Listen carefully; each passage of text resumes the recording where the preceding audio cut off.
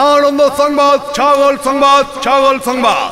গতকাল সন্ধ্যে 7 ঘটিকা থেকে একটি ছাগল নিখোঁজ হয়ে গেছে।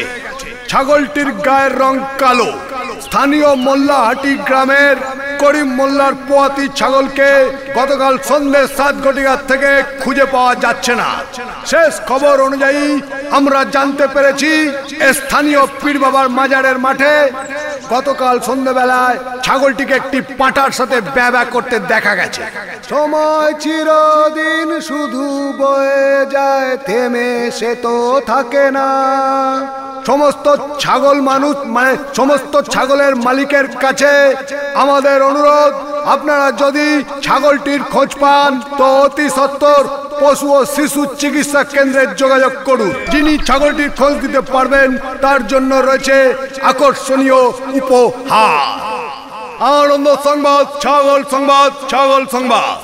একটি ছাগল হারিয়ে গেছে। ছাগলটির গায়ের রং কালো। পৃথিবী হারিয়ে গেছে, যা দেখি নতুন লাগে।